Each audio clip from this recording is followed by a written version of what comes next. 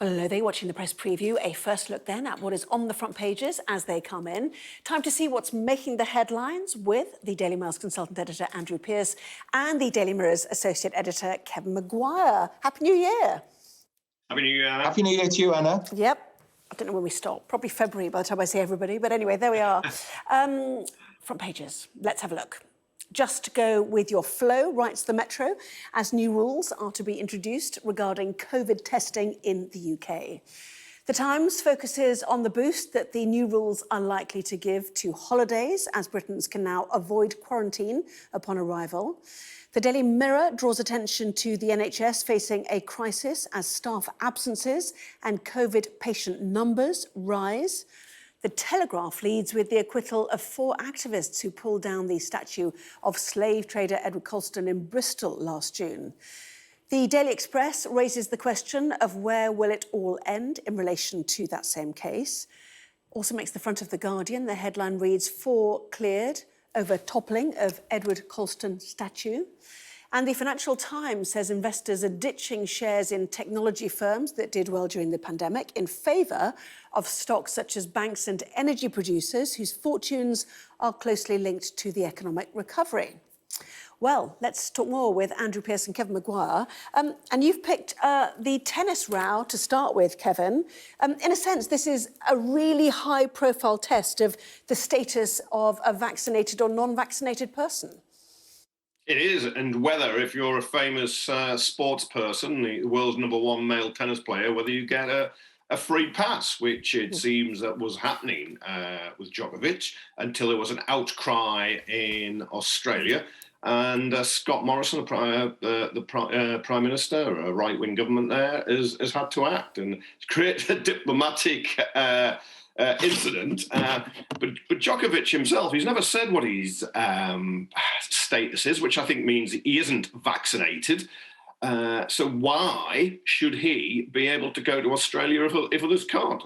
Look, he stands or falls by himself, but his wife has been promoting the nutty 5G telephone mast links to COVID conspiracy theories. So he gets everything he deserves. If he feels utterly humiliated, well, there we are. That's the case. And I do wonder if in the UK, certainly with footballers, whether it should be jabbed to play. If fans have to show certificates that they've been jabbed to get into grounds, why not players? I mean, it's where you stop, isn't it? I mean, this is an issue right across Europe. We've seen Austria with the non-vaccinated effectively in lockdown. We've heard Emmanuel Macron, really dissing, if that's the right word, the unvaccinated. He's saying he's deliberately trying to irritate them. The New Zealand Prime Minister wanted them to be second-class citizens. So, I mean, is this the start? I mean, where does the UK take this? Is it softly, get your booster? It's a softer message here. But, this is interesting as we go forward, isn't it, Andrew?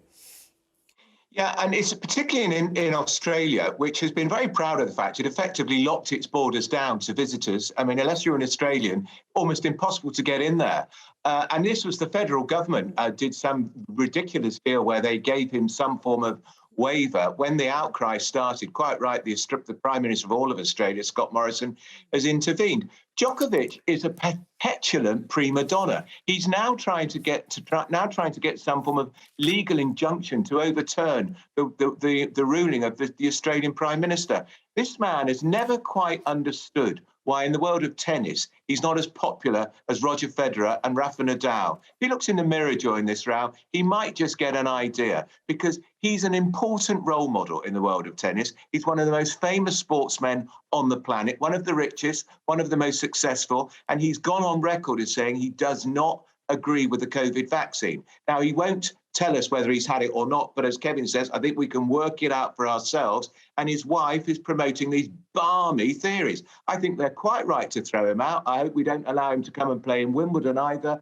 And I think we should make an example of these people. And Kevin's right to talk about footballers. I checked the figures. Still, there are around 12% of Premier League players who've not been jabbed. That's a disgrace. They're young men. They're important role models. They've got millions of followers on Instagram. And if they spoke out and said why they thought it was important, that would make such a big difference to the war against COVID. And we can see the impact on the NHS. We can see the impact on a number of these hospitals that have had to declare major incidents. And it's because, very largely, according to the local figures, most of the people in hospital are unvaccinated. Well, I and guess the government should say so every day. They should publish the detailed breakdown of the people who are on intensive care in hospitals because of COVID and who have not been vaccinated. It would be a really important part of the fight against this wretched pandemic.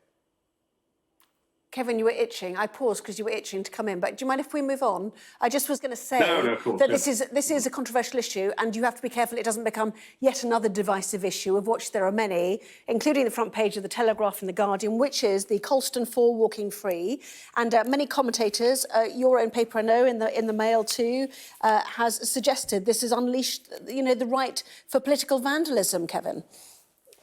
Yeah, I think that's sort of rubbish, though. Actually, and I don't think it has unleashed political vandalism. Look, the jury was there. The 12 people, good and true, heard the evidence. They accepted that the existence of a slaver's statue on a podium for people to look up to was a hate crime, and they found they didn't vandalise it. But these verdicts are not absolutely unusual, and it isn't going to unleash vandalism on a wide scale. Anyone thinking of getting along to Westminster Square and trying to pull down Churchill's statue will soon find the police will intervene, and they'll be punished in court as they have been before. Attempts to deface or attacks on the cenotaph have been punished before. But juries listen to the evidence and they make decisions. And all along, I remember Clive Ponting, the civil servant in the 1980s, who leaked details of the Belgranos movements before it was sank in the Falklands War. He was acquitted because a jury found it was in the public interest what he did. In the 1990s, women who damaged a Hawk warplane I think it was in Preston, where it was being built because it was going to be sold to Indonesia. They said, well, we're trying to prevent genocide. They weren't found guilty of criminal damage. You've had Extinction Rebellion protesters who smashed windows, door paint at the Shell headquarters. They were acquitted by a jury because they said the greater crime was the global environmental emergency and what's happening to the world. So we've got to see the Colston verdict in that vein. These decisions are made by people. We back jury trials. Juries will sit there, they will listen to the evidence, and they will make up their minds. So and not I don't think it's surprising going to unleash a mob. Yeah, sorry to interrupt you. Not surprising. I was going to say that the 4 chose to be heard by a jury. But, I mean, people are arguing that 15 years after this was put up, people were trying to get rid of it. That's more than 100 years. And yet others, as you know, Andrew, suggest, can you judge yesterday by the standards of today? Can you effectively cleanse history? And all of those arguments that goes with this statues movement. Look, there was a poll going on for 3 years in Bristol.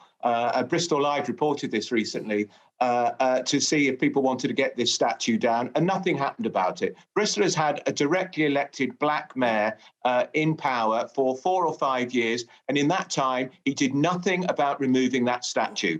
It is not the place of protesters to topple it, vandalise it, chuck it in a canal, and of course it's the right of the court to reject it, but this is an act of political vandalism. It was an act of criminal damage. The right way to deal with that was to do it through the democratic process. As I say, repeat the point, it was a black elected mayor, a Labour mayor in that city. Keir Starmer, the Labour leader, also said this is not the right way to remove statues. It should have been removed and put in a museum with a plaque explaining the colonial past. I think this is a really sad day. What's going to happen about people who hated the fact Oliver Cromwell ensured that the King Charles I had his head chopped off? Are people going to pull down his statues because people say he was a despot and wasn't a democrat?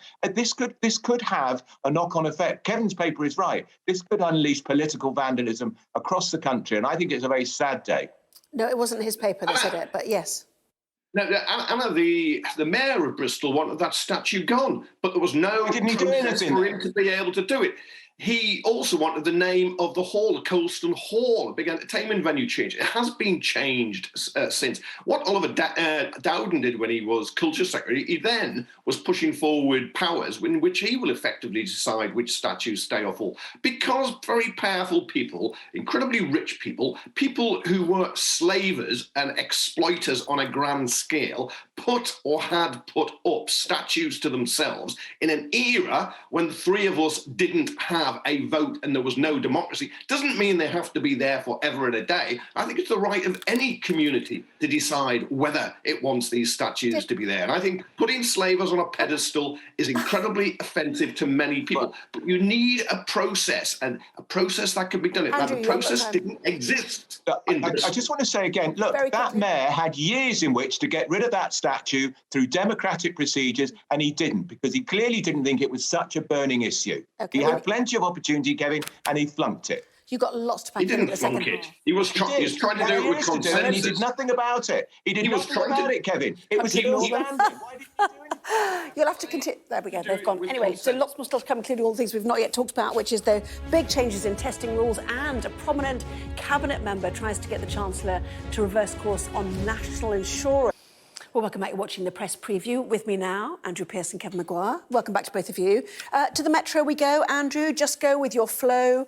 Changes to testing rules to keep everything moving, just like the isolation rule changes we've had already.